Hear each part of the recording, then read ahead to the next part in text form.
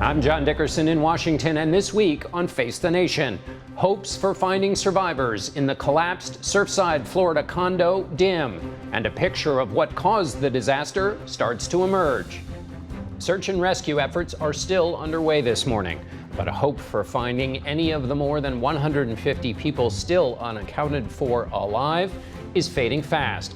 More than 3 days after part of the 12-story condo tower collapsed, officials have yet to make the switch to declaring it a recovery mission.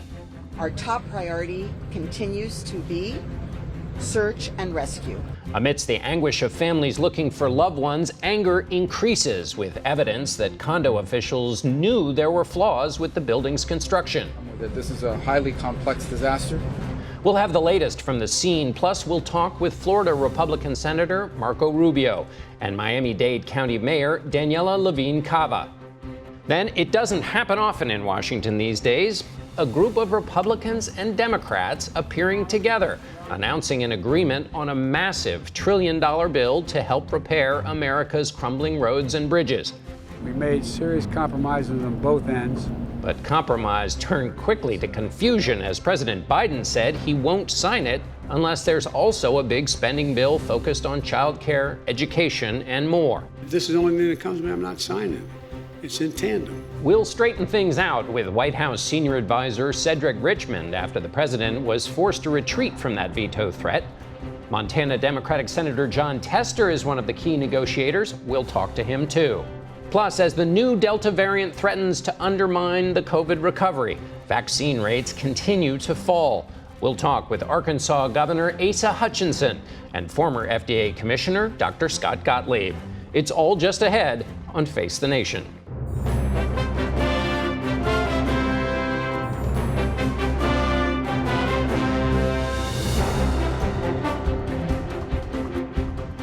Good morning and welcome to Face the Nation. We've got a lot to get to today, but we begin with the staggering event we learned of when we woke up Thursday, that part of a 12-story building had collapsed in the middle of the night without warning in southern Florida. Our senior national correspondent, Mark Strassman, is in Surfside. Mark? Good morning, John. In the search for survivors, hope is what keeps everyone going here, both the search teams and the relatives of all the missing. Somewhere in the rubble, 156 people remain unaccounted for. Under this mound of smoldering rubble, in the calamity of Champlain South, urban search and rescue teams look for miracles. We don't have a resource problem here, we have a luck problem. It's heavy lifting for searchers. They were fighting a deep fire and smoke and worsening air quality, issues now contained. But crews still battle the weight of the rubble and their emotions. No survivors have been found since Thursday. You wake up in the morning hoping that more and more people were pulled out, and that just news hasn't been what we had hoped. 1:30 a.m. Thursday morning. As residents slept, the 12-story tower shuddered, then collapsed. Rodrigo Salem's friends were in the building when it fell. They've told him its condition worried them. The building was unsafe. I know that the garage was kind of flooded. I know that there were cracks on the walls. Confounding officials why the building suddenly fell.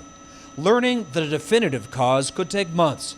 But in 2018, a consultant's engineering review of Champlain South found major structural damage. Inside the parking garage, pictures showed abundant cracking observed in the concrete columns, beams, and walls.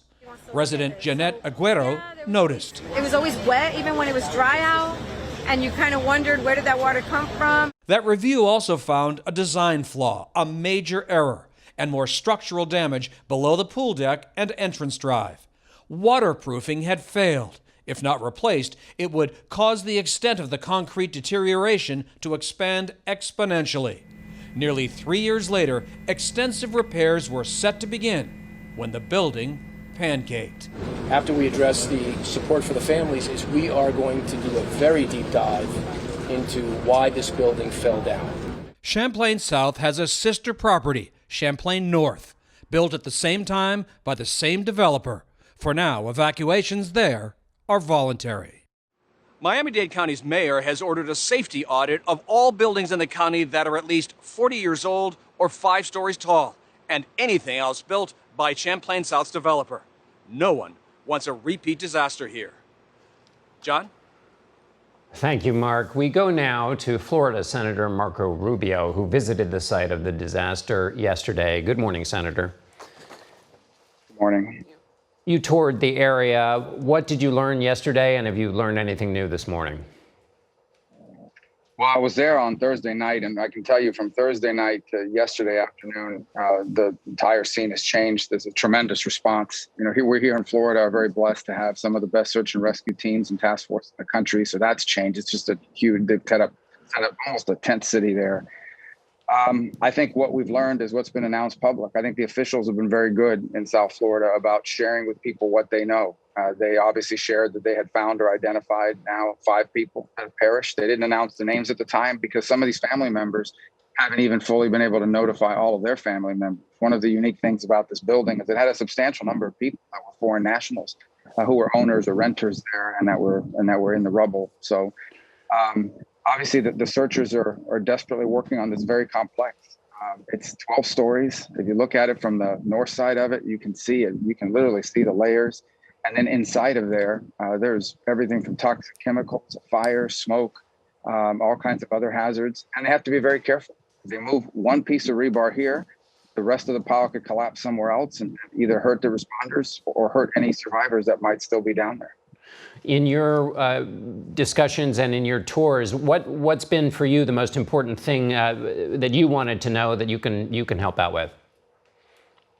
Well, I wanted to make sure that they had all the resources they needed that are available to them across government. And obviously there are things the federal government has that it might be able to provide. I know the Army Corps of Engineers has already sent a couple of engineers just to do some preliminary assessment of the building that's still standing and those to immediately alongside that complex, just to make sure that in the search process, you're not going to suffer some additional collapses or damage. And the other is that they're still very much in rescue mode. Some of these people working on this were in Haiti, for example, after that earthquake, when they pulled people out of the rubble 10 days after.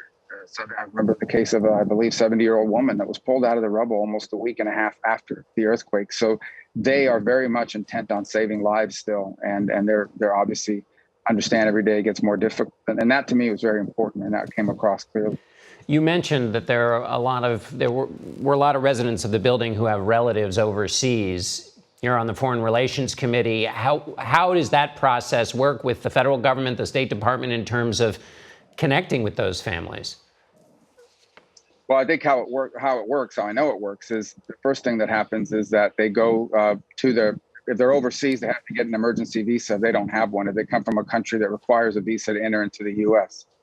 And so we were able to get them those visas or process them through the State Department. The State Department was excellent in all of these different places. And on top of that, what we were able to do now, the State Department is on site. So the State Department is on site. It's going to help expedite this visa process. Arrangements have to be made for relatives to come, but sadly, we know there may have to be arrangements made for the bodies, the remains of those to be sent overseas if they're going to be buried there or cremated there. Or their family's going to do services there. So there's a lot of work to do there. We're grateful the State Department's on site now to help with that. As you reach out to the community and talk to the community, people are searching for some explanation to this. It's going to take a long time, and nobody wants to jump to conclusions. But there's also a question of whether any contributing factor might affect any other building in South Florida. How much is that a concern, and has that been taken care of by officials there? Well, we can't say it's been taken care of because that's a very complicated question. This is unusual, right? This has never happened before. We hope it never happens again. It shouldn't happen again. This doesn't happen anywhere. So obviously something very unusual happened here. I do know and I understand why people living in the area, particularly a building just north of it, that's basically a twin. I mean, it's the same architectural design, same company that built it, would be concerned about it. And I know that they have now been made FEMA eligible, meaning if they would like to relocate, FEMA will help them with those arrangements. I know the county's taking this very seriously. I know that a team is now in from Washington, from an agency that most people have never, it's under the Department of Commerce, that specialize in massive catastrophic structural failures. They're going to come and help sort of local authorities identify what kinds of things need to be preserved for a full-scale investigation. I have little doubt that we will know why this happened and be able to make changes to building codes if necessary to prevent it from happening again. But right now, 99% of the focus is on trying to find any survivors and give these families closure on this terrible tragedy, even as already thoughts are coming into place as to why this happened, and so that it never happens again. You sponsored a very different piece of legislation called Built to Last, which is to have more climate-resistant infrastructure. Again, that's quite different than what happened here, but in South Florida, people do worry about the sea air, the salt, the rising sea levels, the fact that some of these buildings are shrinking. Do you have questions about the environmental impact that might have contributed in some way here, and whether that's a larger issue to look at? Well, obviously, look, I'm not a structural engineer, but I don't think we should start out an inquiry like this by ruling anything out.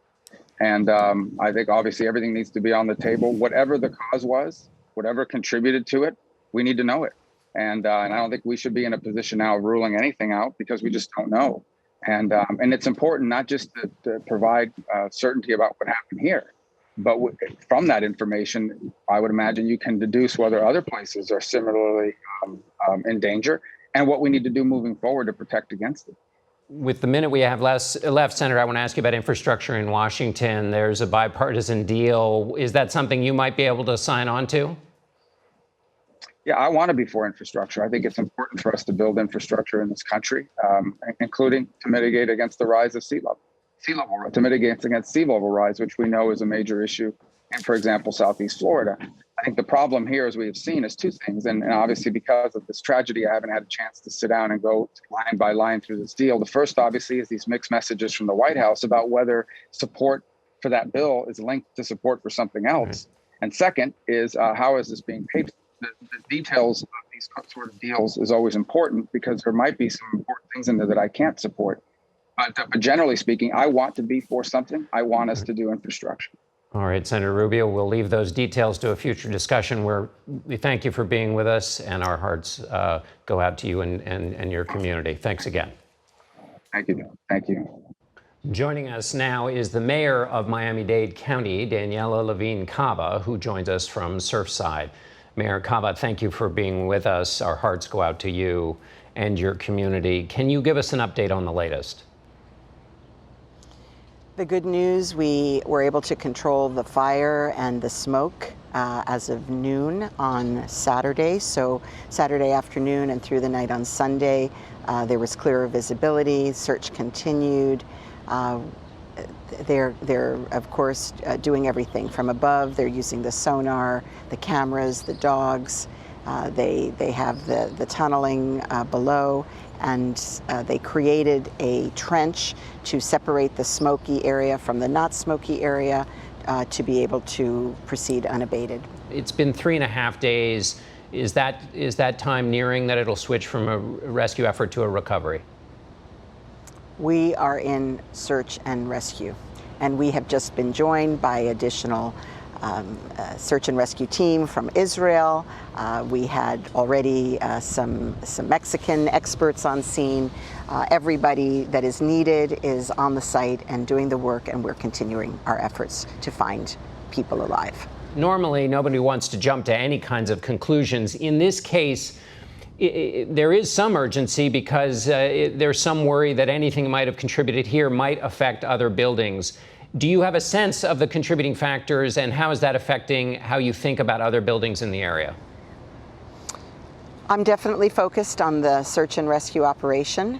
We are working with our regulatory staff at the county to review all buildings that are approaching or are at their 40-year recertification and beyond, to make sure that everything is in order with their recertification. So we're doing a deep dive over the next 30 days to assess if anything further is needed with any of those buildings. And some of the cities are taking their own actions because I'm responsible for the county buildings outside of cities, and the cities have their own process. We've all been struck by the grief and the staggering amount of sadness. What's being done in the community to handle the emotional portion of this tragedy? The families are together in the Family Assistance Center that's been established, and their numbers are swelling as people come from around the country and around the world to be here on site, vigil until more news is known. And we have every possible support for them. We have grief counselors, we have clergy of every sort, and we have the community. The community is really providing the support for each other, and the inner circle of those who are directly affected, and the whole community. Surfside is on standby for this important time and in solidarity, and the whole world. We feel the support of the whole world for us right here in Surfside. And Mayor, how about you? You haven't been in the job long. Can you give us some insight into what it's like to handle the emotional and logistical challenge of something no one could ever imagine having to be prepared for? I thank God that I've had 65 years of experience and wisdom to contribute to this situation. Clearly nothing I ever anticipated, and something that I am fully dedicated to addressing with all of my might. All right, Daniela Levine Cava, Mayor, we are very grateful for you being with us, and good luck. Thank you. Thank you. Face the Nation will be back in 1 moment. Stay with us.